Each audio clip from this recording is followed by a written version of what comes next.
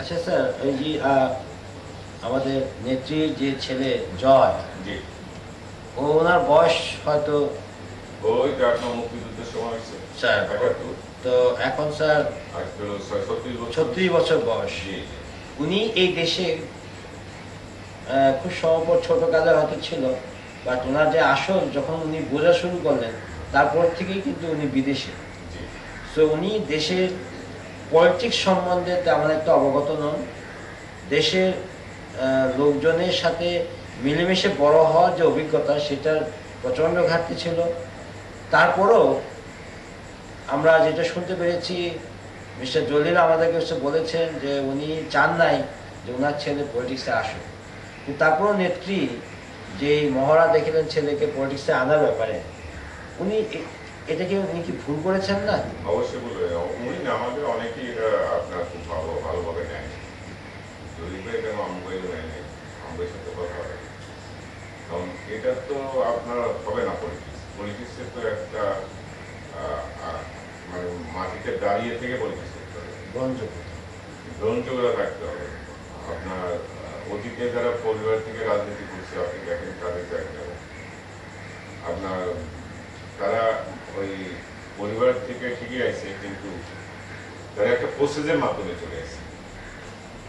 আর এখানে এই প্রসেস তো উপরে চাপিয়ে দিলে তো এটা পাবলিক গ্রহণ করবে না। হয়তো ওনার ক্ষমতা যতদিন আছে ততদিন গ্রহণ।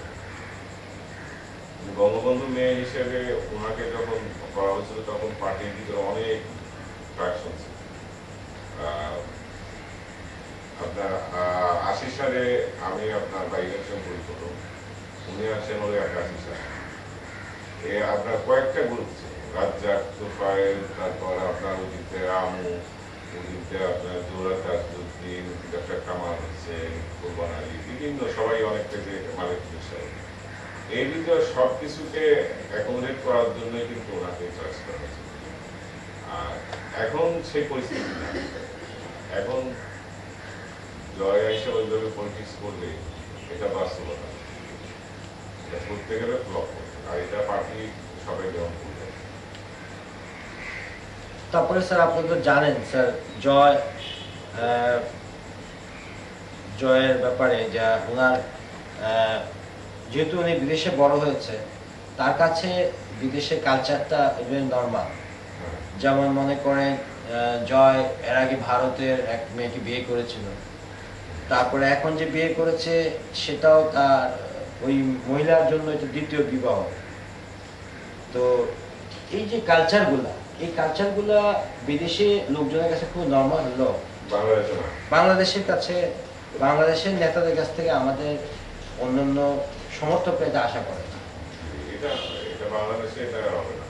এটা হবে না। এই জিনিসগুলো আপনারা কি নেত্রীকে একবার বোঝান নাই যে যখন আপনি ওনাকে পিকচার আনবেন তখনই আপনার ছেলের সম্বন্ধে এই কথাগুলো বিভিন্ন মিডিয়া আসবে, বিভিন্ন জায়গায় আসবে, তখন আমাদের দলের একটা ইমেজটা খারাপ হবে। আপনি কি এটা কিছু বলেছিলেন কি নেত্রীকে ব্যাপারে? আমি একবার বলছিলাম ব্যাপারে, অনেক আপনার এই যে আপনার দিল্লিতে দিয়ে গেল তার আগে আমি আমি আমি যেটা বলছিলাম যে তখন ওই বিয়ে হয়েছে আমি জানি না, আমি বলছিলাম যে জয়কে পরিচিত করতে হলে দেশে এসে থাকতে হবে, আর তারেকের মতন পরিচিত জয় করতে গেলে কিন্তু সেটা ঠিক হবে। তখন বলে না না না না, জয় পরিচিত করবে না, জয় পরিচিত করবে না। সে কেউ কেউ বলে মিস্টার কিবরিয়া জয়ের পলিটিক্সে আসার ব্যাপারে বেশ বিরোধিতা করেছিলেন, এটা কি ঠিক স্যার? না, কিবরিয়া সাহেব তো এরকম বিরোধিতা করছে, এটা তো আমাদের নয়, আমাদের নয়। ওই ধরনের সরাসরি কেউ বিরোধিতা করছে, কিন্তু সবাই নিজেদের ভিতরে কানাঘুষি করছে, নেত্রীর সামনে সরাসরি বিরোধিতা করছে। আচ্ছা স্যার, এই জয়ের ব্যাপারে, জয়ের ব্যক্তিগত জীবন ধারার ব্যাপারে আপনি কিছু বলতে পারবেন স্যার? আমি তো অনেকদিন ডিটেলস কাজ করছি, কথাটা বলছি স্যার ওর পড়াশোনাটা কিভাবে হলো? ও পড়াশোনা তো ইন্ডিয়া ছিল ফার্স্ট, 75-এর পর। আচ্ছা স্যার। তারপর ইন্ডিয়ার থেকে আপনার তো প্রথম ছিল আপনার দিল্লিতে, তারপর বোধ হয় খুদাই গানে গেলাম কিনা, তারপর বোধ হয় সে আপনার বাঙ্গালোর থেকে এখানে বোধ হয় আমি অত ডিটেল যাই তারপর তো আমেরিকা চলে গেছি। ইন্ডিয়ায় যে বিয়েটা করেছিল এটা কোন ইয়ারে করেছে? এটা তো অনেক আগে, এটা আপনার 90 থেকে 90 পরে। এটা কি কোনো অনুষ্ঠান হয়েছিল স্যার? আমাদের আমাদের আমরা জানি, আমাদের জানাই। কোনো অনুষ্ঠান কিছু করেননি না স্যার? না আমাদের জানাই। বিয়েটা কি ভারতে হয়েছিল না অন্য কোথাও? এটা এটা আমার বললাম তো আমাদের জানানে আমরা শুনছি বিয়ে করছে, ঠিক আছে। আমাদের অনুষ্ঠান হলেও সেটা একেবারে নিজে বা বোন আছে আর কোনো আত্মীয় শুধু জানতো না। ও। তো বিয়েটা কয়দিন টিকে ছিল স্যার? অ্যাকচুয়ালি তাও হিসেবে বলতে পারবো না, আমরা তো দেখিই নি, ওই যে মেয়েটাকে দেখিও নি। কথাটা হচ্ছে আচ্ছা স্যার, না বলছিলাম এই কারণে যে আপনি তো স্যার খুব ক্লোজ, আপনার উপরে কিন্তু নেত্রী খুব নির্ভরশীল। না, ক্লোজ ঠিকই, কিন্তু কিছু ব্যক্তিগত বিষয়গুলো আছে, এই ব্যাপারে না বললে তো আর বেশি জিজ্ঞেস মুশকিল। আচ্ছা স্যার, এই ঘটনাটা আপনি তো ভালো করে জানেন যে এবং শুনেছেন কারা এই কার্যক্রমের সাথে জড়িত। আপনি যদি একটু ইলাবোরেটলি আমাদেরকে বলতেন যে আপনি কখন এটি শুনতে পারলেন যে না, আমি তো আপনাকে আগে বলছি যে আমি বাসায় ছিলাম, তখন ওই যে আপনার যুবলীগ অফিস থেকে একটা লোক এসে বললো যে এরকম ভাবে যুবলীগ অফিসে বসে যুবলীগ চেয়ারম্যান সেক্রেটারি এরা পরামর্শ করে কিছু গাড়িতে মানে হামলা করার ব্যবস্থা করে দিয়েছে। কারণ এটা কি এটা তো পরবর্তী পর্যায়ে এরকম একটা ঘটনা ঘটে গেল, এই যে আপনার শাহবাগের ওখানে। আচ্ছা, এই ঘটনা তো বোধ হয় এই ভাই তো এই যায় তো কেমন হয়ে গেল। তাহলে যে তোমরা মানা করতে পারলো না যে এই ধরনের ঘটনা জানি না ঘটে। তবে এখন তো এখানে মানুষ মারা গেছে, এখন কি হলো না সেটা তো আমরা বুঝতে পারি। কারণ আমাদের সাথে তাদের সাথেও কিন্তু কানাঘুষি করে কয়েকজন লোককে পাঠায় দিল যে যাও তোমরা। আর মোবাইলে বললো যে আমাদের জানায় কি করা, মানে এটা ক্রেডিট নেওয়া ভালো। এই কথাটা অফিসে তারা বলছে। আচ্ছা, কথা হচ্ছে যে আমার কাছে যুবলীগের কয়েকজন বন্ধু যে ভাই বলে যাচ্ছে এটা তো পার্টির জন্য খারাপ, দেশের জন্য মানুষের জন্য, তাদের আমরা জবাব দেবো, এই আর কি। তাহলে ঠিক আছে, আমি যুবলীগের কারা এর সাথে ওই দিন ঘটনার যেটা পরিকল্পনার সাথে কারা জড়িত ছিল স্যার? নাম কি স্যার? নানো কাজও এরা ওখানে বসে মানে খুব লিমিটেড আর কাজকে গেছিল আমরা করতে পারি। আচ্ছা আচ্ছা, কিন্তু নিশ্চয়ই ওদের ভিতরে একটা গ্রুপ থাকা উচিত ছিল যারা নাকি এটাকে একটা প্রটেস্ট করা উচিত ছিল। হয়তো প্রচেষ্টা হয়তো আপনার জানতো না, ওরা হয়তো বলে নাই সবাই। আচ্ছা স্যার, গোপনে হয়তো পরিকল্পনা করে এটা। ওরা পাবলিকে ওরাই বলছে যে যাও তোমরা কথা জানাই। তো ঘটনার পর আবার জানিয়েছে তারা? হ্যাঁ, তো আমি তো যাই না।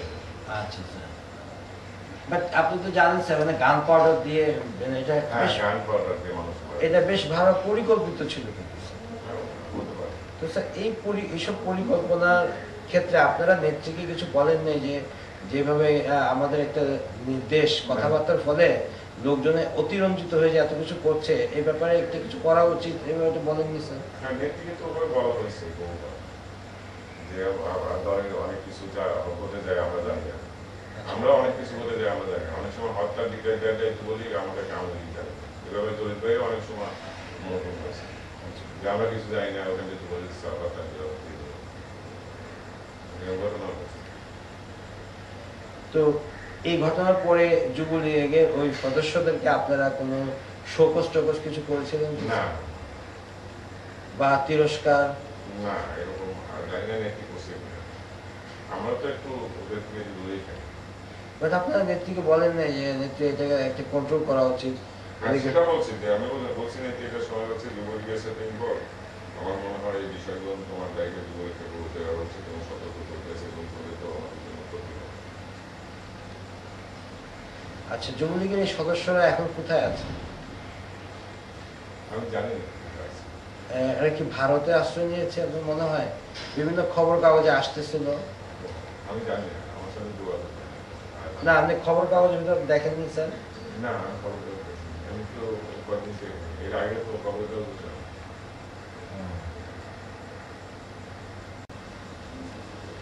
কিন্তু স্যার আপনারা কি বলেন, আমরা যতটুকু জানি যে আহ, আওয়ামী লীগের জনসমর্থন কমে যাওয়ার পিছনে আপনাদের নেত্রীর উপস্থিতি, বক্তব্য, এটা বিরাটভাবে একটা প্রভাবান্বিত করে। এই ক্ষেত্রে আপনার মন্তব্য কি? নেত্রী বিষয় হচ্ছে নেত্রী মাঝে মধ্যে একটা কথা যা আসলে জনগণে আপনার বিভিন্ন প্রশ্ন দেখা যায়। ওনার কথা কম বললে বোধহয় ভালো হয়। এটা কেউ অ্যাডভাইস করতেন না ওনাকে যে আপনার অনেক সময় বেফাস কথাবার্তা দলকে বিপদের অবস্থায় ফেলে দেয়? এটা ব্যক্তিগত হয়, কিন্তু ইসে আপনার মিটিংয়ে কেউ বলে না। মিটিংয়ে কেউ বলেন না? না, ব্যক্তিগতভাবে বলে। আপনি ছোট বল, আপনি কি ব্যক্তিগত দিকে বলেননি যে তুমি এইভাবে কাজ করবা? না, ওইভাবে না। আমরা বললে বলছি যে এই জিনিসটার মধ্যে ঠিক হয় না, এইভাবে করলে হয়তো ভালো হতো, এইভাবে বলছি। আপনি কি ওনার সাথে ফ্রি না? মানে যেহেতু পার্টির চেয়ারম্যান, সেই জন্য আপনার কোনো কোনো ক্ষেত্রে ফ্রি, কোনো কোনো ক্ষেত্রে ফ্রি নিয়ে থাকে। মানে সেটা বলছিলাম যে যখন পারিবারিক পরিবেশে, পারিবারিক পরিবেশে ফ্রি। পারিবারিক পরিবেশে তো অনেক কিছু বলা যায়। হ্যাঁ, বলা যায় ফ্রি। হ্যাঁ। পারিবারিক